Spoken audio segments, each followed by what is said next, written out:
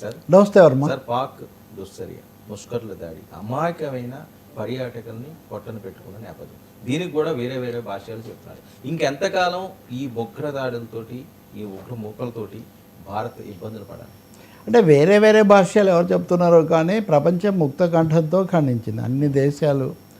అలాగే దేశంలో కూడా అన్ని రాజకీయ పార్టీలు ఖండించే ఈరోజు అఖిలపక్ష సమావేశం కూడా జరగబోతుంది.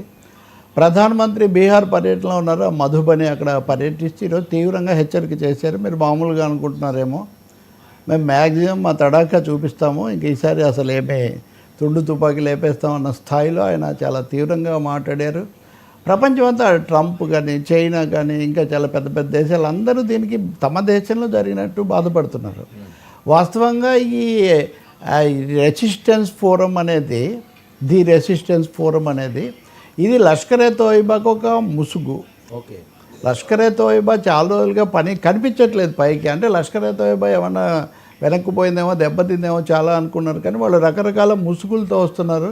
ఈ లష్కర్ ఏ తోయిబా అనేది నిజానికి ఒక ముష్కర్ ఏ తోయిబా అనాలి. ముష్కరమైన పనులు చేయడానికే అది భారతదేశంలో ముఖ్యంగా కాశ్మీర్లో ఇవి చేయడానికే దాన్ని ఉపయోగిస్తున్నారు. వెనక పాకిస్తాన్ సైన్యాధికారిగా చీఫ్గా ఉన్నటువంటి ఇప్పుడున్న మునీర్ మొన్న లూజ్ టాక్ లేకపోతే చాలా అగ్రెసివ్ టాక్ చేశాడు బెదిరింపు ధోరణిలో. అతను బిన్ లాడెన్ కంటే ఏమీ భిన్నమైన వాడు కాదు అని అమెరికాలో చాలా ఈ పెంటగన్ సైనిక కేంద్రానికి సంబంధించిన రాబిన్ అనే అతను నిన్న ఏదో ఇంటర్నేషనల్ మీడియాలో మాట్లాడుతూ చెప్పాడు. ఒకటే అతను గుహలో ఉంటాడు, వీడేమో కార్యాలయంలో ఉంటాడు, అదొక్కటే తేడా, సేమ్ అవే లక్షణాలు. ఎప్పుడు కూడా పరిస్థితుల నుంచి డివైడ్ చేయడానికి తమ దృష్టిని మళ్ళించడానికి పాక్ సైన్యాధిపతిగా ఇదివరకు ఉన్నటువంటి బవేరా లాంటి వాళ్ళు మామూలు పద్ధతుల్లో ఏదో సాంప్రదాయకంగా అలా నడిపించారు. కానీ ఇతను ముందు నుంచి కూడా ఇతను ఇదివరకు ఐఎస్ఎస్ చీఫ్గా కూడా పనిచేశాడు. Okay, inter services intelligence ISI దానికి కూడా పనిచేశాడు. ఎప్పుడు కూడా జాతులు ఈ మతపరమైన అంశాలు మనుషుల మధ్యలో కుట్రలు చేయడం ఇతనికి బాగా అలవాటు. అందుకని ఏరికోరి అతన్ని ఇక్కడ పెట్టారు. నిన్న మనం మాట్లాడినట్టుగా మోదీ సౌదీ అరేబియాలో ఉండటం, ఇక్కడ వాన్స్ రావటం, అంతర్జాతీయ వాతావరణం, ఈ సందర్భంలో వాళ్ళ దేశం చూస్తే పూర్తిగా కల్లోలితమైంది. ఆర్థిక పరిస్థితి బాగాలేదు, రాజకీయ అస్థిరత. సో ఇప్పుడు ఒక అస్త్రంలాగా దానికి కాశ్మీర్ మీద దాన్ని ప్రయోగించడం అనేది జరిగింది. చాలా ఘోరమైన విషయం. భారతదేశం చెప్పడమే కాదు, పాంచులు అన్నట్టుగా 5 రకాల చర్యలు తీసుకుంది. అందరూ మాట్లాడారు కదా. 1960 నుంచి అమల్లో ఉన్న సింధు జలాల ఒప్పందం, ఇండస్ రివర్ ట్రీటీ, దాన్ని కూడా భారతదేశం స్తంభింపజేసిందంటే 1960 తర్వాత 2 దేశాల మధ్య 3 యుద్ధాలు జరిగాయి.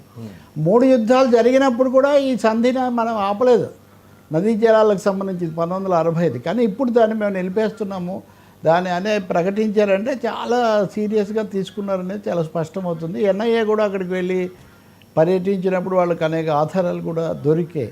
మీరు అన్నారు వేరువేరని. మానవ లక్షణాలు ఎలా ఉంటాయంటే, ఈ దాడి చేసిన ముష్కర మూకకు నాయకత్వం వహించి బయటకు వచ్చిన ఒక పేరు ఆదిల్ లాంగు. వీళ్ళని కాపాడడం కోసం ప్రాణాలు అర్పించిన పోనీ రైడర్